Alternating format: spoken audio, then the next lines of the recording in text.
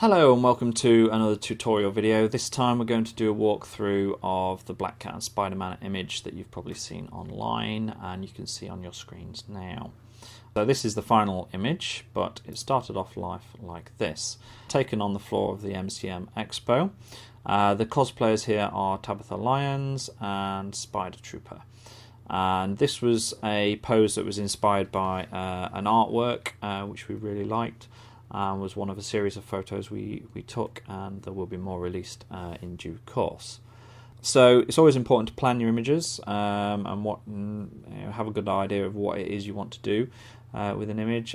With this one, I knew I was going to cut them out, and it's always good to have a good contrast between your subjects and the background, and especially when it comes to things like hair. So this is why I posed them in front of this red background here, because I knew I had to cut out the white hair that Tabitha has on here. So it worked out really well everywhere apart from just here, where her fur kind of blends into the ground, but using a few different techniques I was able to get something usable from this image. So this is how it started off. So I cut them out and twisted them round and came up with this image. So put in a grey background there. So the next thing, I need to start to add in a background, and I started off with a sky, which you can see here. Whenever you're adding in backgrounds like this, as much as possible you want to try and use your own photos.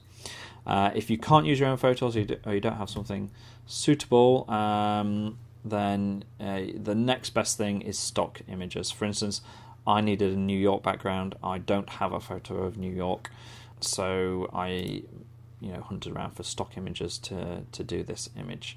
And be sure to follow the rules when you use stock images, credit them if you need to, all that kind of thing.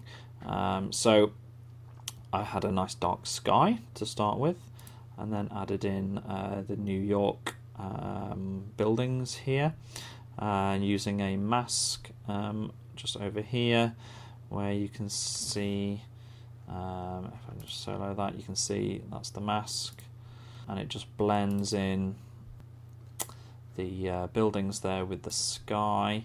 And I can disable that so it's non-destructive, so I've not done anything to the actual photo itself.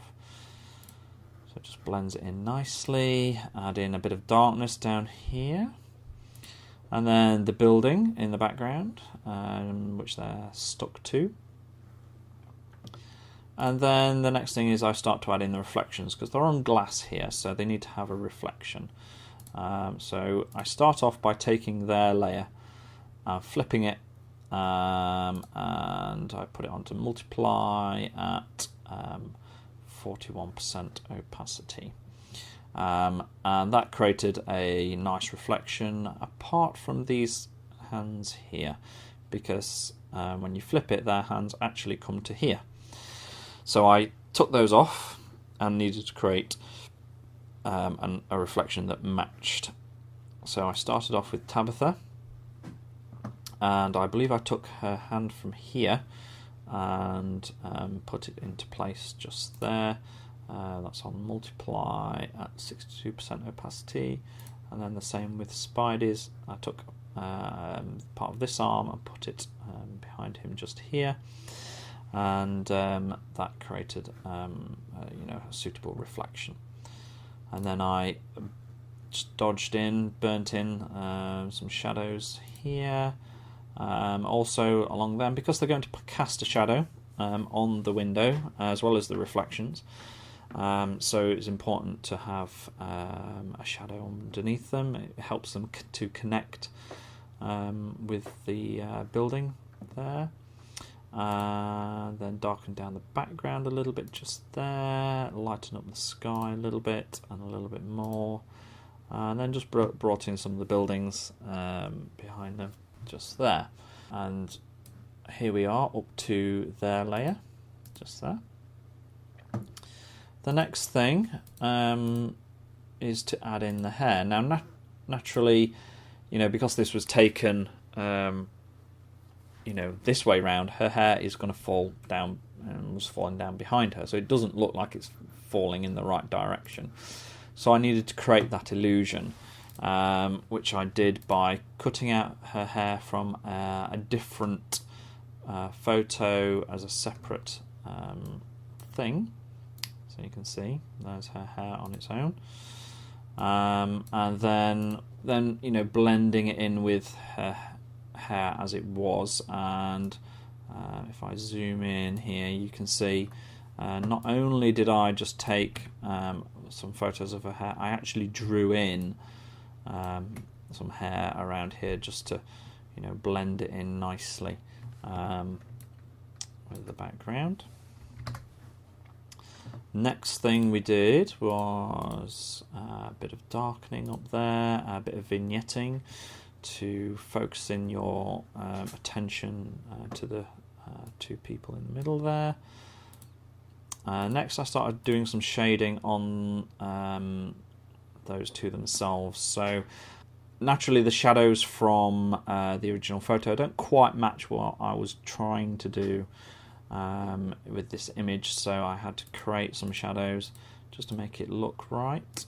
A bit of lightning, a bit more lightning there on their suits, and again and again.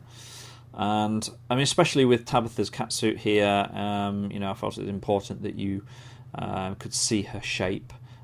So, you know, bringing out the highlights there, and just, you know, adding shape and form. Now this is her rope. So Spidey, obviously, he can swing and stick to walls quite easily. Black Cat needs to use tools to do the same thing. And on the original artwork that this was based on, she's using ropes to kind of pin Spidey to the wall. So we wanted to do that, and I just used a pen tool to create a path, and then dodge it and burn it a little bit, add a texture to create that rope.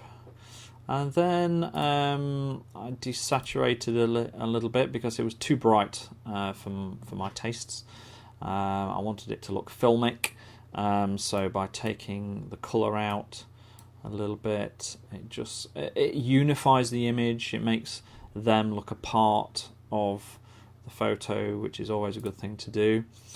The next thing was to add in a hue and saturation adjustment, which was, if I disable that, you can see I add in a yellow and enable that mask, and you can see it's just down here. I wanted to have some light from the street lights from the city itself, and so I added the hue and saturation yellow, added the mask, and then painted the lights back in to the buildings down below, and also on the two people here, on the two heroes. So just to add in on her hair and her hand, on Spidey a little bit here, it just helps to bring them into the scene, make them part of the scene, which anything you can do to do that always helps.